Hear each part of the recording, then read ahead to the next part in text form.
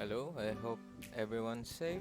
This will be your recorded discussion on CSA 113 Computer Software Application featuring Operation System. Okay, let's go. How are you today? So, this supposed to be this presentation is supposed to be for synchronous class, but we didn't have the synchronous class for this lesson. So I just give you the insights for this lesson today. Okay. So the key points is what is operating system, functions of operating system, and also what are the common operating system. So this will be your outline for today's discussion. Okay. Operating system is the most important software that runs on a computer. Okay, so pag sinabi natin ganun, bakit? Okay, tuloy natin. It manages the computer's memory and processes as well as all its software and hardware. It also allows you to communicate with the computer without knowing how to speak the computer's language.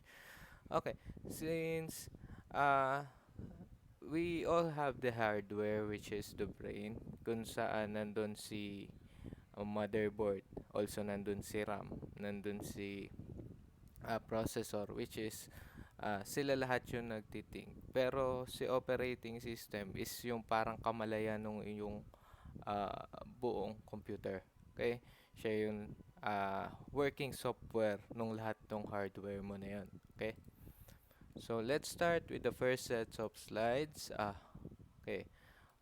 Operating system.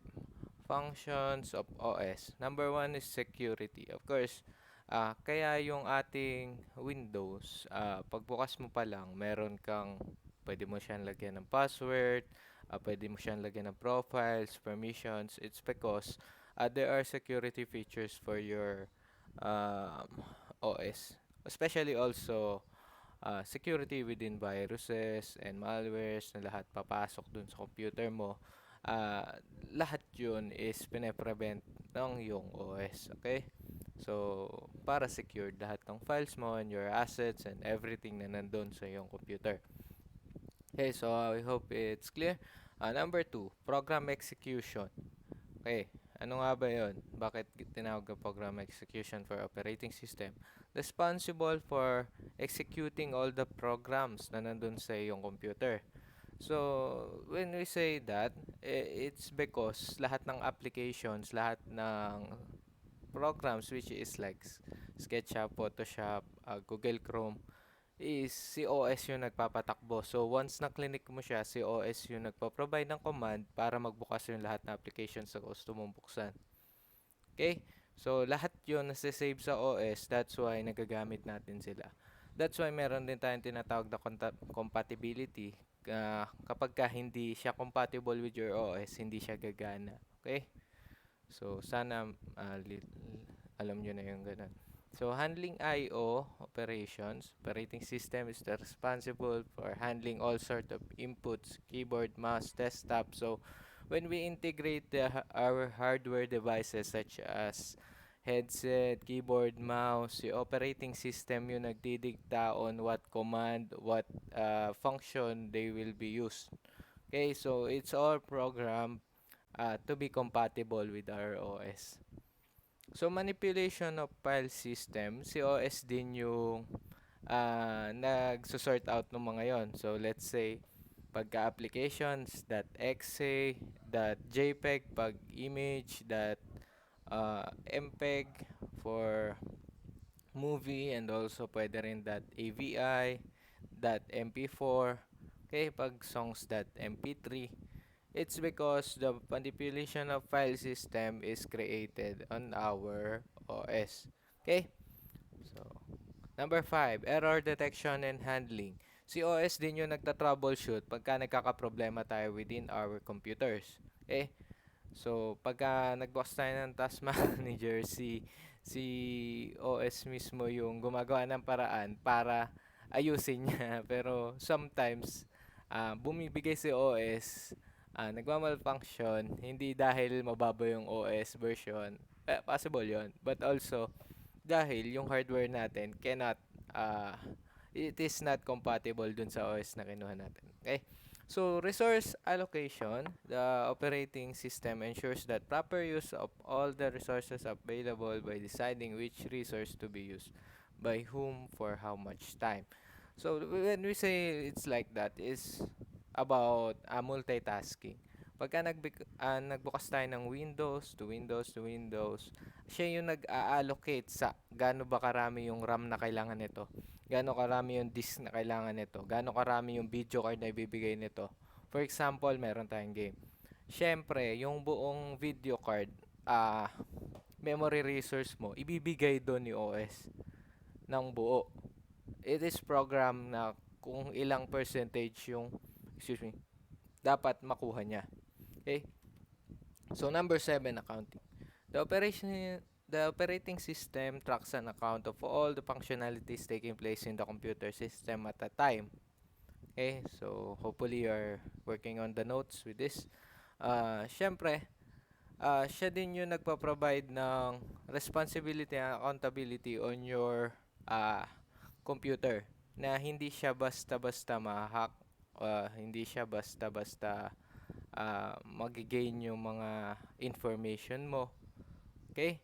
And also, lahat ng accounts, siya rin yung kagaya nga sabi ko kanina, is we have permissions on our Windows na kung saan yung sa'yo is sa'yo lang.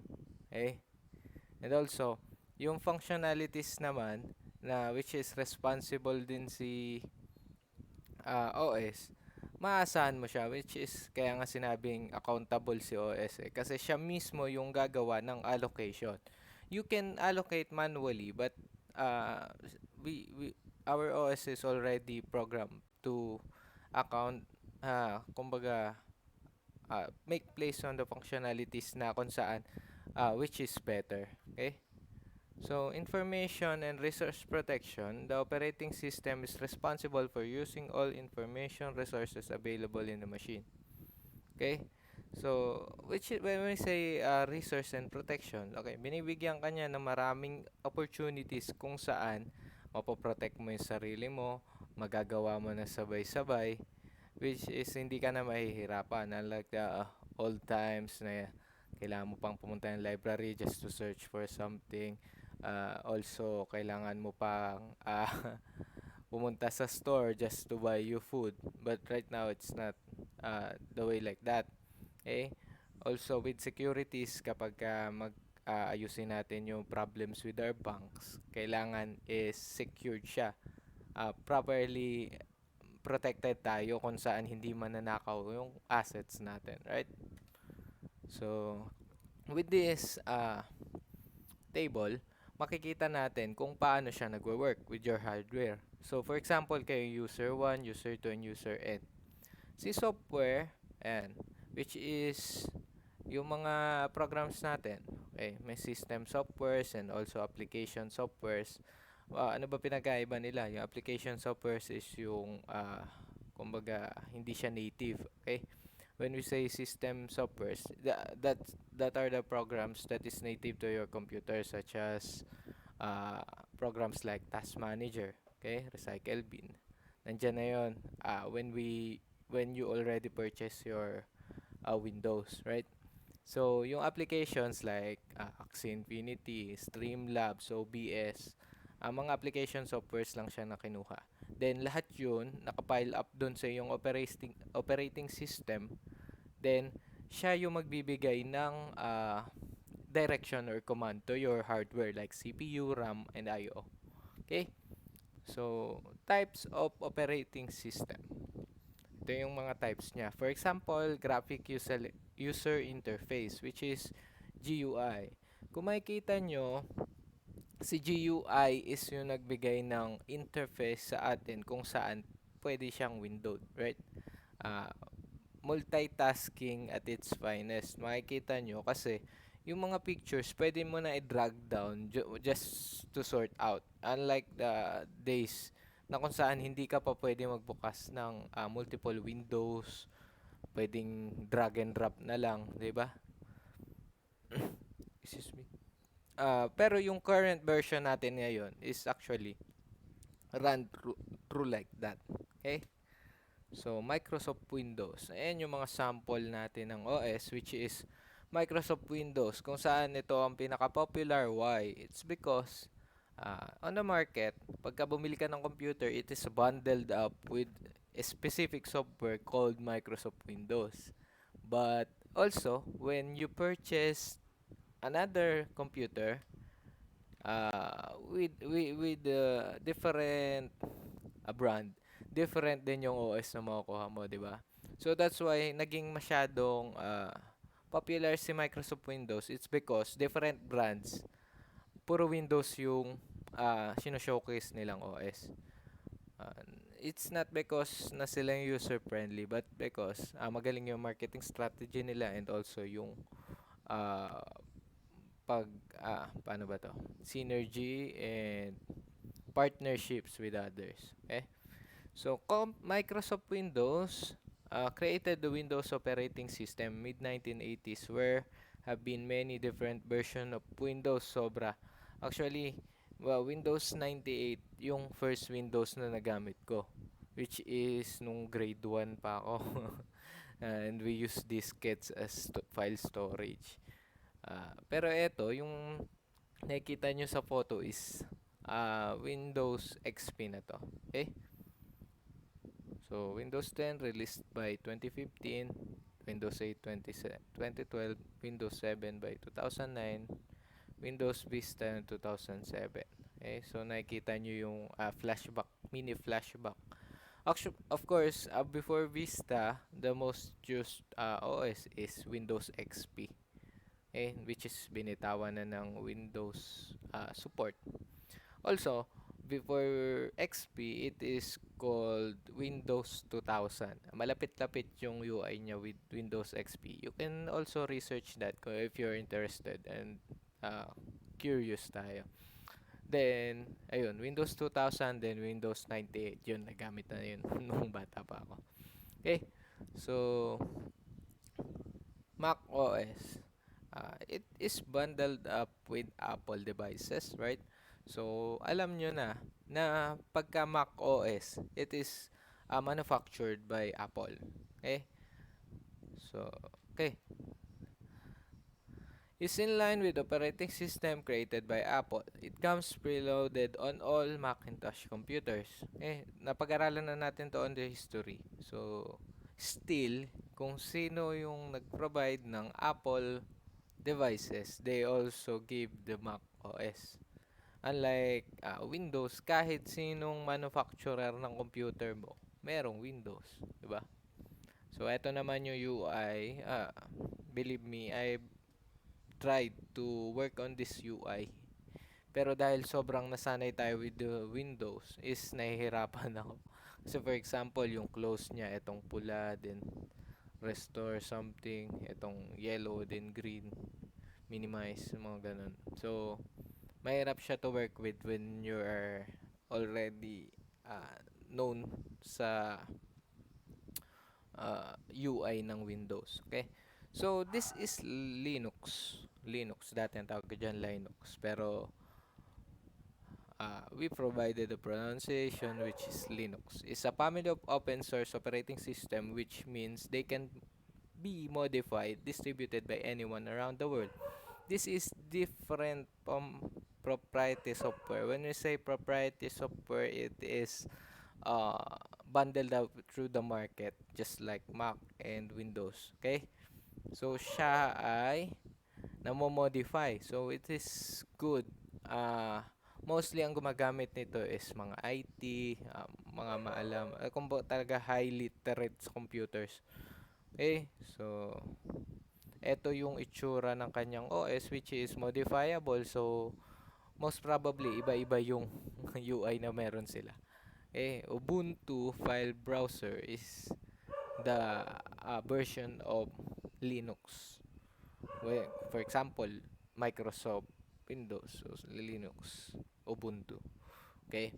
So, Android OS. So, the most popular Android OS on our cell phone devices.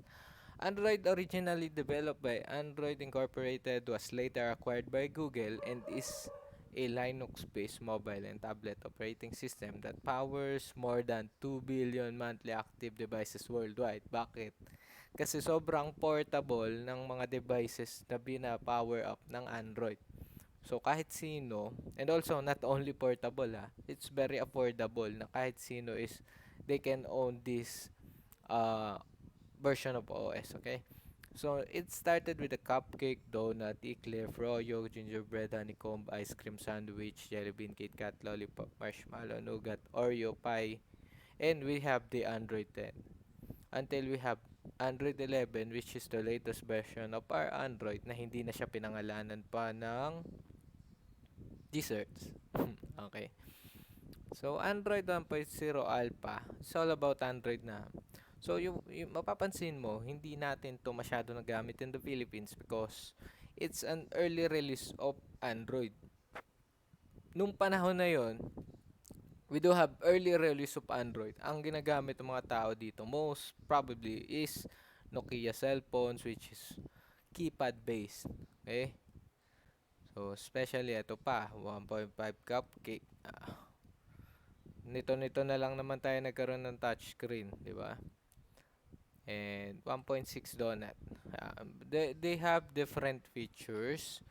For example, keypad modifiable din tong si 1.0 Alpha. Then nagpunta tayo ng 1.5 Cupcake. Meron ng on-screen keyboard which is the first integration naman ng on-screen keyboard which is 2009. They work on it to be able na mag-emerge itong mga touchscreen devices na meron tayo ngayon. Okay? So, thanks to those Android developers. Ayan, Eclair 2.0 release. Ito rin yung naging part kung bakit naging downfall ng Nokia because they didn't adopt something amazing like Android na multitasking ability. Okay, bakit ko sinasabi? Multiple account synchronization ng email dun sa cellphone mo. 'Di ba? Wala nga tayo noon nung panahon ng Nokia. So, pagdating pa ng Froyo, compatible na siya with hotspot and Bluetooth. Let's imagine, nung panahon nung Nokia, infrared lang ginagamit namin. Pinagdidikit pa namin yung cellphone. And also, madalang yung mga cellphone na merong Bluetooth. Android 3.0 Honeycomb. From the Android version, it was released 2011. Okay, tablet only naman to si Honeycomb. Dito sa 4.0 nag-emerge na dumami na yung cellphones on the Philippines na merong Android OS kung saan ito pinaka nag-boom na lahat ng tao is can afford na ng mga Android cellphones, 'di ba? Yan. So, Android 4.1 Jelly Bean released Google Digital Assistant Technology, 'di ba? Pwede niyo nang kausapin and also magbigay ng commands. Interactive na siya. Then Android 4.4 is optimized to run larger range of all versions of Android version list. Kinakailangan nito ng 512 MB of RAM. It's because sobrang taas na ng specs nito or yung requirement niya to make it run kasi syempre multiple of commands and also multiple of functions yung pwede mo i-apply sa kanya. Lollipop or Android version 5.0 November 12, 2014 redesigned the interface and built material design. So, yung design nila, iniba nila in the interface which is ang goal nila is to make it more user friendly. Makikita mo naman mas maganda sa mata tignan yung kanilang interface. Marshmallow, macadamia nut cookie siya dati describe but in-announce din nila ng marshmallow so magulo sila noong panahon na yon. Then 7.0, this is the breakthrough and the very first functionality of split screen which is nagagamit natin right now. Nakikinig tayo ng klase kay sir, nanonood tayo ng kahit ano, then we can also chat at the same time, right? So Oreo is having picture in picture mode. snoozing option, better control over how applications alert you. So, nandito na yung mga banners, nako-control mo na, notification on the lock screen, right? So, 9Pi was publicly released on, excuse me, August 6, 2018. So, later released 10, which is Android Q, kung saan doon na nag-end yung versions nila, which is the search, 'di ba? When they announced the Android 10, update na lang sila ng update nung Android 10, kahit na nung dati different version pa yung ginagamit nila. So, para mas maging compatible to all devices, which is uh, most probably lahat TV na meron ng mga Android versions. So, para makapag-connect-connect sila and also walang compatibility issues. Android 11, following our new features, native screen recording, muting notifications during video, increased touch sensitivity. It's all the latest features na meron tayo ngayon sa phone. Ayun lang naman. Then, syempre, when they upgrade also this Android version, it would be Android 12. Just like how Windows upgrade excuse me, their numbering Windows 10, Windows 11, Windows 8, parang magiging ganun na lang din. It's more simple. It's because they already built the integrity and credibility.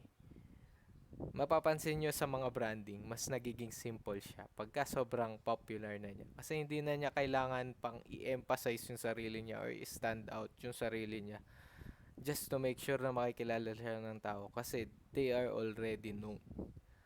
Just like you, hindi mo kailangan i-emphasize yung sarili mo with others just to be known. When you know you have the courage, integrity, the skills that you have, you don't need to emphasize yourself just to be known with everyone else. Okay? So, yun lang. Thank you for listening and stay tuned to our next recorded lessons. It will be all about storage devices. Thank you.